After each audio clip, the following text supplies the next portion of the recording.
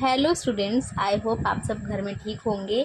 आज हम class 8th का चैप्टर फर्स्ट रैशनल नंबर पढ़ेंगे जो कि एनसीईआरटी बेस्ड है। सबसे पहले हम इंट्रोडक्शन करेंगे, उसके बाद चैप्टर स्टार्ट करेंगे। Let's start. इस चैप्टर में जो इंट्रोडक्शन का पार्ट है उसमें 3 नंबर जानना सबसे ज़्यादा ज़रूरी है। जो है पहला number natural number. Natural number वो होते हैं जो 1 से स्टार्ट होता है और इन्फिनिटी तक जाता है। फिर होल नंबर है। होल नंबर वो होता है जो 0 से स्टार्ट होता है और इन्फिनिटी तक जाता है। इंटीजर्स वो होते हैं जो नेगेटिव भी हो, जैसे -3, -2, -1, 0, और पॉजिटिव भी हो 1, 2, 3 और बहुत सारे, ये भी इन्फिनिटी तक जाएंगे, इधर भी इन्फिनिटी तक जाएगा। तो 3 नंबर हमने जो पढ़े अभी वो नेचुरल नंबर है जो 1 से स्टार्ट होता है इन्फिनिटी तक, होल नंबर 0 से स्टार्ट होता है इन्फिनिटी तक, और इंटीजर्स जो नेगेटिव और पॉजिटिव दोनों होता है, जिसमें 0 भी इंक्लूड होता है, जो इन्फिनिटी तक रहता है। नेचुरल नंबर में 0 नहीं आता और होल नंबर में 0 आता है, तो इन दोनों को डिफरेंस पहचान लेना।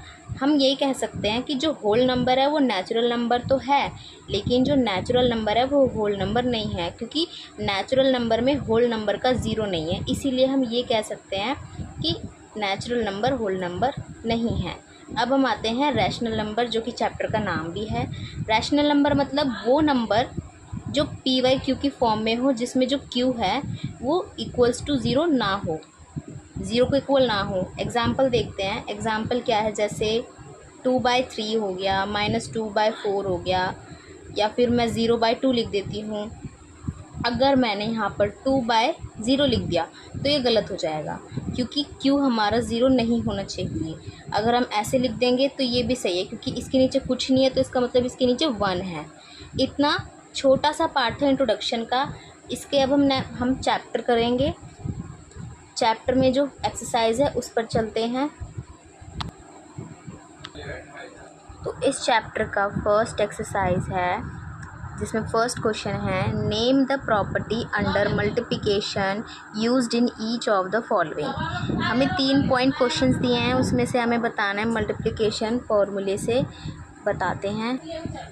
क्वेश्चन 1 का जो पहला पार्ट है कैसे होगा, मैं अगर इसको सॉल्व करूँगी तो ये सेम रहेगा, इधर भी मैंने सॉल्व किया तो ये सेम रहेगा, इधर भी मैंने सॉल्व किया तो ये सेम रहेगा। इसका मतलब क्या, जो इसके अंदर 1 है वो क्या काम कर रहा है, 1 is the multiplication identity, multiplicative identity है इसमें 1।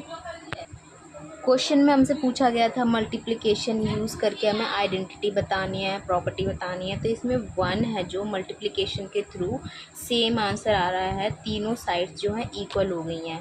इसका जो सेकंड पार्ट है उसमें क्या हो रहा है, उसमें हो रहा है, ये देखो, -13 अपॉन में 17 मल्टीप्लाई बाय -2 अपॉन में 7 है। उसी के अपोजिट अगर देखा जाए तो सेम ही है, बस आगे पीछे दिया हुआ है। तो हम ये कह सकते हैं कि ये कॉम्यूटेटिविटी है, क्योंकि ये कॉमन ही माना जाएगा एक तरह से। ये सेम है, सेम करेंगे तो भी वही आएगा, ये भी सेम है, सॉल्व करेंगे तो भी आएगा। तो इसका आंसर हम कह सकते हैं कि मल्टीप्लिकेशन में जो इसकी आइडेंटिटी होगी वो कॉम्यूटेटिविटी होगी, क्योंकि ये कॉमन ही माना जा रहा है। इसका जो थर्ड पार्ट है, इसका थर्ड पार्ट क्या कह रहा है, इसके इक्वल्स टू में 1 दिया हुआ है, तो यहाँ पे भी हमें कैसे भी करके कुछ ऐसा आइडेंटिटी लगाना होगा।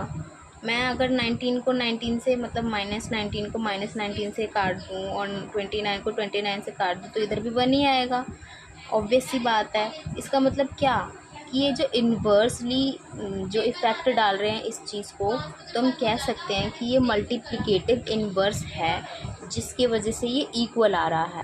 हमने इस क्वेश्चन के तीनों पार्ट किए।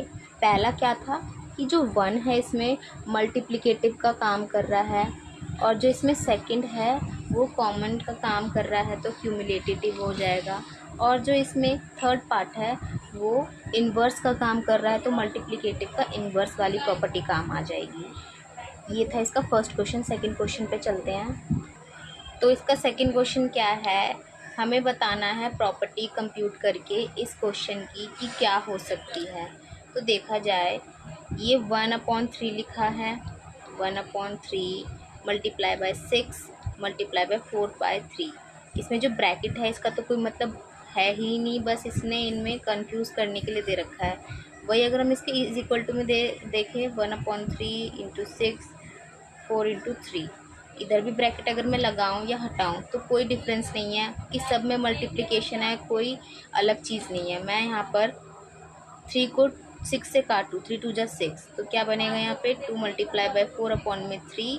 इधर भी वही 3 को 6 से काटूँ तो 2 इंटू 4/3, 4 2 जा 8/3 3 सेम आ गया। इसका मतलब क्या कि जो इसके अंदर आइडेंटिटी जो क्वेश्चन दे रखा है कुछ डिफरेंस है ही नहीं, कंफ्यूज करने के लिए उन्होंने अलग से ब्रैकेट दे दिया। तो हम ये कह सकते हैं कि ये एक्सोसिटिविटी होगा। तो इसको करने से हमें ये पता चल गया कि जो इसकी प्रॉपर्टी है वो होगी एसोसिएटिविटी। और ये हमारे चैप्टर का आई थिंक लास्ट क्वेश्चन था। तो यहीं पर हम वीडियो ख़त्म करते हैं। आई होप आपको मेरी वीडियो पसंद आई होगी। अगर आपको पसंद आए तो आप लाइक करना, सब्सक्राइब करना और शेयर करना। Thank you.